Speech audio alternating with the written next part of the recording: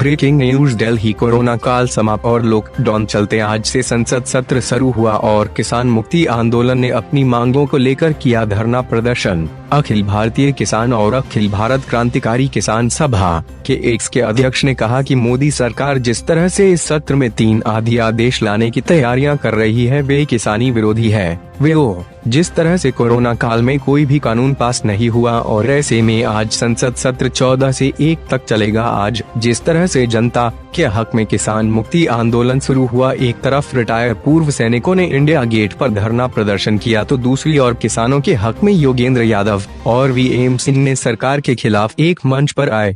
उन्होंने कहा सरकार सभी को एक में पुरने की बात कह रही है। 5 स्टार होटल हो या किसान का ट्यूबवेल या घरों का, सभी का बिल एक समान आएगा। स्वराज इंडिया के अध्यक्ष योगेंद्र यादव ने कहा कि हम सरकार से मांग करते हैं कि किसान ने कोरोना काल में अगर सरकार का भंडार नहीं भरा होता तो देश की जनता भूखमरी से मर जाते। सरकार से मांग है कि सरकार किसानों और जनता के बारे में सोचे।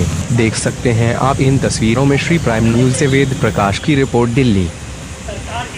आज अखिल भारतीय किसान संघर्ष समन्वय समिति के तत्वावधान में किसानों की तरफ से एक सांकेतिक प्रदर्शन किया जा रहा है। लोकसभा के सत्र शुरू होने के पहले दिन ही, क्योंकि आज के दिन सरकार 3 ऐसे अध्यादेशों को कानून में बदलने की बिल ला रही है जो कि गहरे किसान विरोधी अध्यादेश।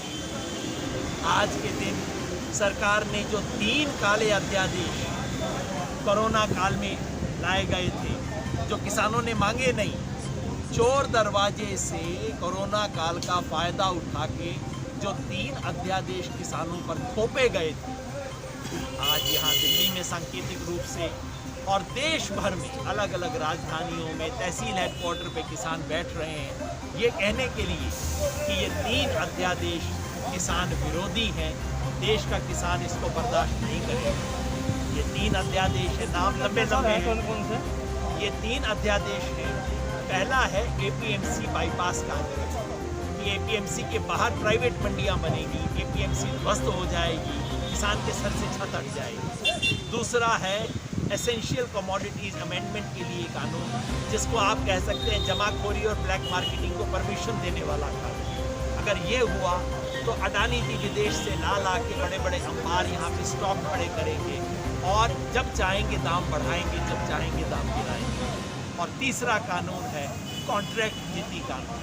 कंपनियां किसान से कॉन्ट्रैक्ट करेंगी, बड़े बड़े वकील ला के वो फिर कॉन्ट्रैक्ट करेंगी, बिना समझे किसान अंगूठा लगाएगा और उसके अंदर किसान फंस जाएगा। इसलिए हम कहते हैं कि ये कानून किसान विरोधी हैं और ये कानून लाते वक्त देश के एक भी किसान संगठन से बात नहीं की गई है। हम कहते हैं आप सबसे पहले किसान संगठनों से बात बिल्कुल, जिसके बारे में संसद में आज सवाल उठाएगा किसानों के बारे में। मेरी उम्मीद है कि जब इसको इंट्रोड्यूस किया जाएगा तो कोई ना कोई तो खड़ा होकर इसके इंट्रोडक्शन का विरोध करेगा। आशा करनी चाहिए कि इस देश की संसद में, इस देश की सड़क की आवाज़ कहीं ना कहीं तो उठेगी। इस उम्मीद के अंदर हम सब यहाँ पे बैठे हैं। तो 3 एकड़ के अंदर उसके पास चारा भी वो लगाता है, उसकी घर की जो है ना समस्या वो हल होती है दूध से। चारा भी उसी में लगाता है, अनाज भी उसी में लगाता है, सब्जी उसी में लगाता है वो। उसके पास तो मुश्किल से अपने रोकने के बाद 10-15 क्विंटल होता है बेचने के लिए। वो कहाँ बम्बई लेके जाएगा, कैसे लेके जाएगा? ये छोटे छोटे व्यापारियों से खरीद के बड़े बड़े व्यापारी और अपने 10-10, 15-15 ट्रक बड़े कर और वो लेके जाएंगे बेचने के लिए। वो मुनाफा कमाएंगे, किसान का फायदा नहीं होगा, कॉर्पोरेट का फायदा होगा। इसलिए हमारा नारा है कॉर्पोरेट भगाओ, किसान ही बचाओ।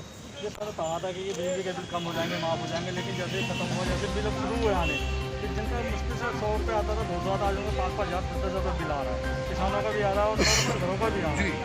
इसमें इनकी क्या रणनीति रहेगी? अभी एक बिल और आ रहा है अभी बिजली का संशोधन। वो क्या है, 1 यूनिट रहेगा, एक 5 स्टार होटल का भी, मॉल का भी, घर का भी और कमर्शियल प्रॉपर्टी का भी एक ही यूनिट रहेगा, जिसमें आपका 10-12 रुपये यूनिट आएगा। अभी तो आप बात कर रहे हो 3 रुपये 4 रुपये यूनिट की ना पाए, जब 10-12 रुपये हो जाएगा तो क्या करोगे? हर आदमी फांसी खाएगा क्या? आज़ादी इसलिए ली थी हमारे बाबा ने, उनके बाबा ने, इसीलिए हम लोग बैठे हैं। पूरा देश आज बाहर है, कह रहा मोदी जी होश में आओ। आप हमें हमारा फ़ायदा करने की बात कर रहे हो, हमें नहीं चाहिए फ़ायदा भाई। हम आपका धन्यवाद करते हैं, हम जैसे हमें वैसे रहने। हमारी आड़ के अंदर कॉर्पोरेट का फ़ायदा नहीं चलेगा। आज संसद में कुछ मौखिक विपक्षी उठाकर सवालों को लेकर के इन मुद्दों को लेकर चलेगा। जैसे कि अभी इन लोगों को कहा था कि सब जो 74 सवाल हैं मौखिक होंगे या लिखित में होंगे, इसमें जो कहा था इसको कैसे अभी आप देखो ना, अभी आप समझो, ये बिल आए हुए आज 2 महीने हो गए, लगता है 2 महीने से ज़्यादा हो गए।